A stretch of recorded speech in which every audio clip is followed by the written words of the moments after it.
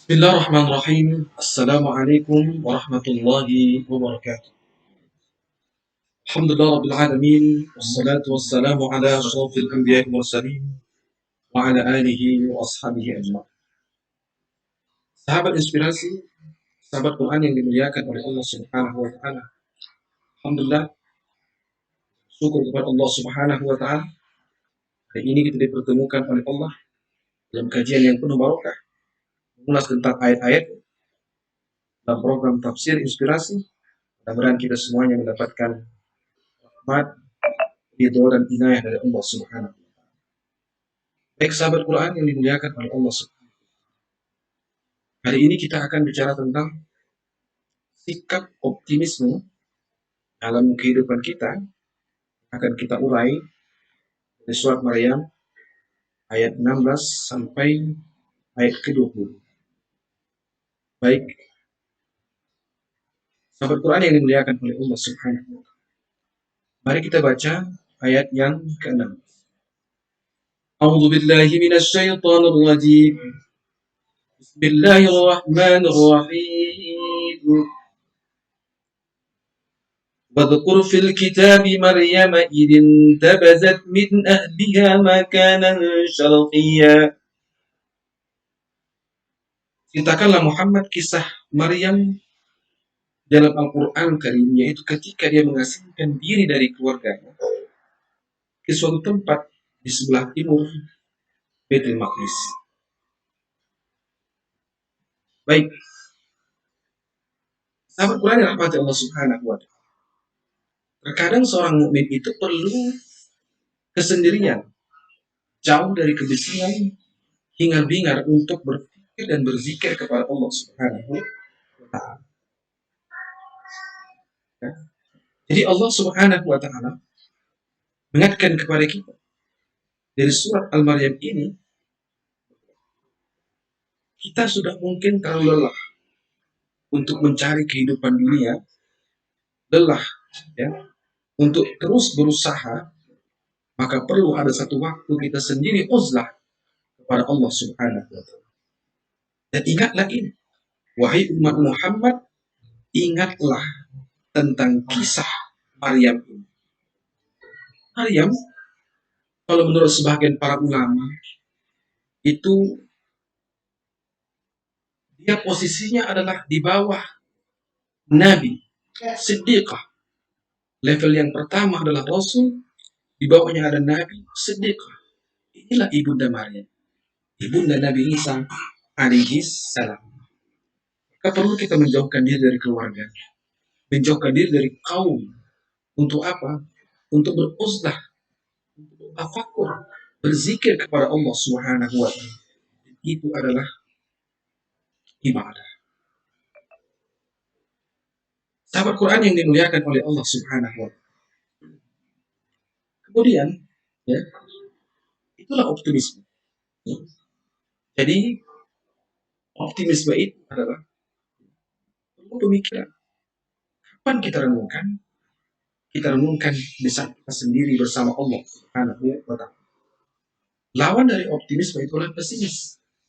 Sering melihat kesulitan, ya, sering melamunkan nasib di masa yang akan datang, takut untuk menghadapi masa depan, maka pesimis selalu melihat kesulitan.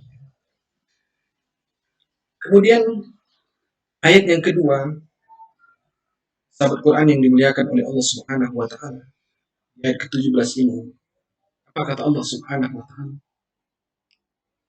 فاتخذت من دونهم حجابا فأرسلنا إليها روحنا فتمثل لها بشرا سويا. Dia, Ibunda Maryam, memasang tabir yang melindunginya dari mereka. Lalu kami mengutus roh kami Jibril kepadanya. Maka dia menampakkan diri di hadapannya dalam bentuk manusia yang sempurna. Lihat, ruhana itu ya, hati nurani, ruhana, ruhani. Ya.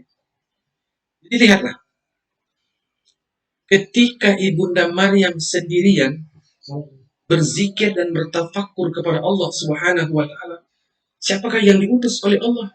Jibril alaihissalam. Begitulah kita. Saat kita ya, eh, sebentar ya mengalihkan pikiran kita dari kesibukan dunia ini, hanya ingin bersama dan fokus kepada Allah Subhanahu wa Ta'ala. Di tengah malam kita bermunajat kepadanya. Siapa yang akan datang? Akan datang adalah utusan Allah, Jibril alaihissalam. Ketika Jibril yang datang, maka yang datang itu adalah cahaya. Maka yang datang itu adalah penerang. Karena Jibril alaihissalam diciptakan oleh Allah Subhanahu wa Ta'ala dari cahaya. Sahabat Quran yang rahmati Allah Subhanahu wa Ta'ala. Ya. Maka kita harus mengadu kepada Allah.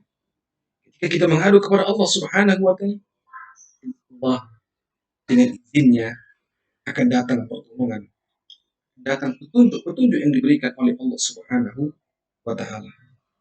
Jadi sahabat inspirasi yang dimuliakan oleh Allah Subhanahu wa Ta'ala, kepada kita berdoa, yang dituntut kepada kita adalah doa, maka hasilnya itu adalah Allah Subhanahu wa Ta'ala. Optimisme, tawakal kepada Allah Subhanahu wa Ta'ala. Optimislah, insya Allah selalu ada jalannya. Sahabat Quran yang rahmati Allah Subhanahu wa Ta'ala. Yang ketiga, itu di ayat 18. Apa kata Allah Subhanahu wa Ta'ala? Qalat inni a'udzu birrahmani minka in kunta taqiyya. Maryam berkata, sungguh aku berlindung kepada Tuhan yang Maha Pengasih terhadapmu jika engkau orang yang bertakwa. Ya, ini bagaimana Ibunda Maryam? Qalat inni a'udzu birrahmani. Aku berlindung kepada Tuhan yang Maha Pengasih. Jadi Allah Subhanahu wa Ta'ala Maha Pengasih lagi Maha Penyayang. Maka teruslah apapun kondisi kita, tetap harus berhubungan kepada Allah. Di saat kita di atas, maka berhubunganlah kepada Allah agar kita tidak jatuh. Di saat kita di bawah, maka berhubunganlah kepada Allah Subhanahu wa Ta'ala agar kita dibangkitkan oleh Allah. Itulah optimisme. Dibangkitkan oleh Allah Subhanahu wa Ta'ala. Maka jangan putus hubungan kondisi apapun itu. Ingat, Allah Subhanahu wa Ta'ala punya nama. Wal khafidur rafi'u. Dialah yang maha merendahkan, dialah maha meninggikan, dialah maha yang memuliakan, dia maha yang memuliakan, Allah Subhanahu wa Ta'ala. Yang kedua,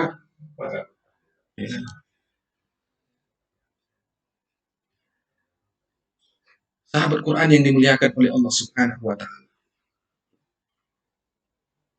aku berlindung kepada Tuhan yang Maha Pengasih jika engkau orang bertakwa. Ketika Jibril alaihissalam datang menghadap Ibunda Maryam, dia datang dalam bentuk laki-laki.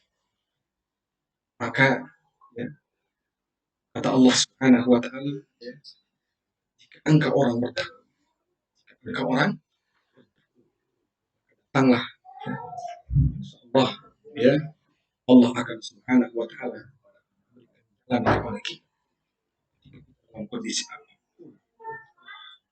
Sahabat Quran yang dimuliakan oleh Allah Subhanahu wa Ta'ala. Ya. Ayat yang ke-19. Apa kata Allah Subhanahu? Qala innama ana rasul rabbik li'ahba laki gulaman zakiyah. Jibril berkata, sungguh aku hanyalah utusan Tuhan untuk menyampaikan anugerah kepadamu seorang anak laki-laki yang suci. Datang kepada Bunda Maryam, malaikat Jibril dalam bentuk laki-laki. Dia menyampaikan kabar gembira. Gulaman zakiyah. Allah Subhanahu wa Ta'ala menganugerahkan kepada engkau seorang anak laki-laki. Ini adalah pesan kepada kita. Tentu kepada kedua orang tua, kepada seorang suami, kepada seorang istri. Allah Subhanahu wa Ta'ala memberikan anugerah kepada kita anak. Anak itu bisa sebagai zina, perhiasan yang diberikan oleh Allah. Sungguh anak itu perhiasan yang membanggakan orang tuanya. Anak itu juga qurratu a'yun. Anak itu adalah pelipur lara bagi kedua orang tuanya, membahagiakan, yang mengeluarkan air mata bahagia pada orang tuanya. Allah telah menentukan dia menjadi ibu Isa. Begitu juga seluruh wanita-wanita muslimah. Allah Subhanahu wa taala menentukan kepada kalian anak-anak, jagalah dirilah sesuai dengan tuntunan yang dikatakan oleh baginda Nabi Sallallahu Alaihi Wasallam. Menunggu yang tepat ketika sungguh datangnya waktunya, maka Allah Subhanahu wa taala akan beri. Kemudian sahabat inspirasi, sahabat Quran yang dimuliakan oleh Allah Subhanahu wa taala. Ayat ke-20, apa kata Allah? Qalat anna yakunu li gulamun wa lam yamsasni bashar wa lam aku baghiya. Maryam kata kepada laki-laki yang tadi adalah malaikat Jibril alaihissalam, bagaimana mungkin aku mempunyai anak laki-laki padahal tidak pernah ada orang laki-laki yang menyentuh dan aku bukan seorang penzina. Ini adalah pikiran manusia. Pikiran manusia bercokol dalam kepalanya adalah apa? Sesuatu yang mustahil. Bagi pikiran manusia, aku tak pernah disentuh oleh seorang laki-laki. Bagaimana mungkin akan datang seorang anak? Pikiran manusia. Bagi Allah Subhanahu wa taala tidak ada yang mustahil bagi Allah Subhanahu. Allah Subhanahu wa taala kun fayakun. Jadi itulah kemahakuasaan Allah Subhanahu wa taala. Maka apapun kondisi kita, jangan pernah putus asa kepada Allah Subhanahu wa taala. Tidak ada yang mustahil bagi Allah Subhanahu wa taala. Ketika pada saatnya, maka Allah Subhanahu wa taala akan memberikan petunjuknya. Semua itu mungkin bagi Allah Subhanahu wa taala. Kemudian ayat ke-21, sahabat inspirasi, sahabat Quran yang rahmati Allah Subhanahu wa taala. Qala kadzalika qala rabbuka huwa 'alayya hayyin wa linaj'alahu ayatan lin-nasi wa rahmatan minna wa kana amran maqdiya. Jibril berkata, demikianlah Tuhanmu berfirman, hal itu mudah bagiku dan agar kami menjadikan suatu tanda kebesaran Allah bagi manusia dan sebagai rahmat dari kami, dan hal itu adalah suatu urusan yang sudah diputuskan oleh Allah Subhanahu wa taala. Ini mudah saja bagi Allah. Apapun ya yang terjadi mudah bagi Allah Subhanahu wa taala. Ya, Nabi Adam alaihissalam diciptakan oleh Allah tanpa ayah, tanpa ibu. Nabi Isa tanpa ayah, hanya ibu saja. Begitu juga kita. Kita diciptakan oleh Allah Subhanahu wa taala dengan ayah, dengan ibu. Itu mudah bagi Allah. Dan itulah ayat tanda kebesaran Allah Subhanahu wa taala. Dan 3 ayat. Pertama al-ayah al-kauniyah alam semesta. Yang kedua ada al-ayah Qur'aniyah. Yang ketiga adalah al-ayah muannasah. Kita manusia ini adalah tanda kebesaran Allah Subhanahu wa taala. Bagi Allah semua mudah. Teruslah meminta. Tetaplah berharap semua yang kita anggap mustahil bagi Allah Subhanahu wa taala terasa mudah. Yang terakhir, sahabat Quran dimuliakan oleh Allah Subhanahu wa taala. Amalathu fantabazat bihi makanan qasiyya. Hari yang mengandung, lalu dia mengasingkan diri dengan kandungannya ke tempat yang jauh.